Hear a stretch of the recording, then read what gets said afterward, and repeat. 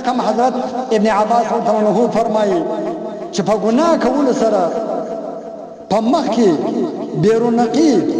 توروالی بدشکلي پیدا کیږي او په قبر او په زړه کې تیاره پیدا کیږي او په بدن کې سستی او په ریس کې تنګي پیدا کیږي او د خلکو په زړه کې د دا رقم انسان سره بغض او عناد پیدا کیږي دا رقم انسان خوشاله او دا غرانګه د ګناهو کولو په وجه سره د انسان په عقل کې هم نقصان او فساد راځي ځکه عقل یو نوراني شی دی نو د ګناهو د ککړوالي په وجه سره په دې کې خامخا کمی او فساد راځي په دې عقل ګور امام شافعي رحمه الله تعالی څومره عظیم شخصیت و نو د مبارک فرمایي شكوت إلى وكيع سوء حفظي فأوصاني إلى ترك المعاصي وما وخبل أستاذ وكيع رحمه الله تعالى تدا حفظية دا خرابي أو دا كمزورتيا شكايات وكي نواي هغه مبارك وما تقول چې ګناهونه پرېږده حفظه به دې بیرته صحیح ذهن او عقل به دې سم سي ګناهونه مه کوه وأخبرني بأن العلم نور ونور الله ونور العلم لا يعطى لعاص او امام شافعي رحمه الله تعالی فرمایي وای د زما استاد بیا دا خبره راته وکړه چې د ګناهو سره ځکه حافظه کمزورې کیږي ځکه عقل کمزورې کیږي ځکه دا ویره سره زیاتېږي نن سبا اکثره ویره لري یار خپل کای شي مې ویر اوس نه په یاد ویره عقل کې چیز راشي هغه ذهن کې کمزوري راشي هغه په دې وجه باندې چې دا علم یو نور دی او ګناهګار ته د الله جل جلاله نور کول کیږي ځکه په عقل کې کمی راځي عزتمنو مسلمانانو کچیر موږ تاسو دا سوچ وکړو یعنی چې کوم څوک ګناهونه کوي نو دا په خپل د پر بې عقلي او پر بې وقوفي باندې غټ دلیل چې کوم څوک ګناه کوي دا د بې عقلي ده ګمراهي ده چې هر څومره پوه سړی دی تر دا بې عقل په دنیا کې نشته چې کوم څوک په ګناه اخته وي دا به د دوه روپۍ وپوهېږي مه ګوره په دا دوه روپۍ باندې زما پوه دی ما دا دوه روپۍ لري وده وایي حاجي صاحب څه وایي ته به د حاجي صاحب خبره واوره حاجي صاحب څه وایي حاجي صاحب خو مې څه وایي حاجي صاحب دوه روپۍ کوي دا دوه روپۍ زندګۍ کې یو شی نه لہذا چې هر څومره دنیا هر څومره جایداد هر څومره پیسې هر څومره شیان ولري خو لیکن چې ګناه کوي دا ډېر بې عقل انسان دی دا د عقلمند دلیل نه دی د عقلمند علامه نه ده د عقلمند نښانې نه ده ولې ځکه که چیرې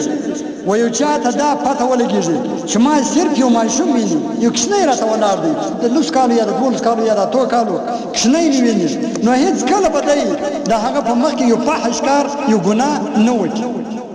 هغه د بې عقلۍ ځای دا دی چې نو که د یو چا دا یقین یې چې ما الله ویني د هغه ملایکې مې ویني او زه د هغه تر قدرت لاندې یم او د هغه ذات رزق و روزي خورم او هغه ذات ما د دې کاره څه منع کوي د دې ناجایز کاره څه هغه ذات زه بند کړی یم او د هغه رسول مې منع کوي قرآن مې منع کوي او زما په دې فلانۍ ګناه سره الله جل جلاله سخت ناراضه کیږي نبی علیه السلام فرعوده مبارکه کې زما د بد عملۍ په وجه باندې د ما سره ناراضه کیږي او حافظه ملایکې هغو ته تکلیف رسېږي چې کومې ملایکې دي کرامن کاتبین دي یا حافظه ملایکې چې د حفاظت دپاره الله جل جلاله و ما ته کومې ملایکې راکړي دي هغه ملایکې ما ویني هغه ناراضه کیږي هغو ملایکو ته تکلیف رسېږي او واحد دشمن شیطان علیه لعنه هغه په خوشحاله کیږي خالد شیطان د خوشحالۍ دپاره زه دا کارونه کوم او مرګ خامخا روان دی لہذا د الله جل جلاله په حضور کې پیښیږم په ورځ د قیامت به د الله جل جلاله په مخ کې درېږم حساب و کتاب به د منټو منټ او د منټو د سکینټو د ګانټې د زمانې و د پیسو د دې حساب ورکوم او د الله جل جلاله فرشتې به زما پر دې بد عملۍ باندې ګواهي ورکوي او دا غرنګ به زما اندامونه هر بند هر اندام به زما پر بد عملۍ باندې خلاف گواهی راکوي په ورځ د قیامت باندې او شپه و ورځ بس ما د بد عملۍ باندې خلاف ګواهي راکوي او چې په کوم ځای کې ما ګناه کړې ده هغه ځایونه به په ورځ د قیامت زما خلاف ګواهي پیښوي بلکې الله جل جلاله به زما پر بد عملۍ باندې په خپله ګواهي په خپله به ګواهي الله جل جلاله او په دې بد عمل سره به د جنت څخه محرومه کېږم او د الله جل جلاله د قهر او د عذاب او د جهنم د عذاب مستحق به ګرځم د اور مستحق به ګرځم نو چې یو انسان دا ټولې خبرې مخته کښېږدي او دی بدنصیبه انسان بیا هم د عارضي خوشحالۍ او د شیطان د خوشحالۍ دپاره ګناه کوي او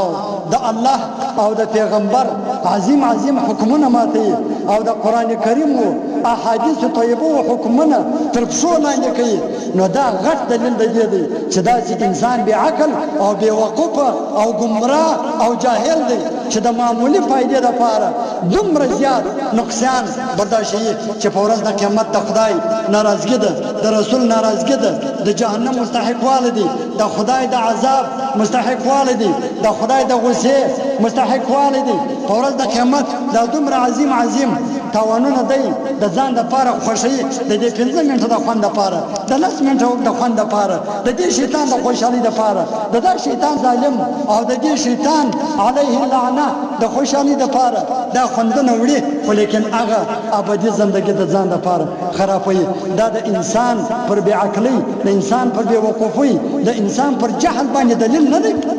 د انسان جاهل نه دی تر دې بالا جاهل څوک دی تر دې بالا جاهل انسان بل څوک نشته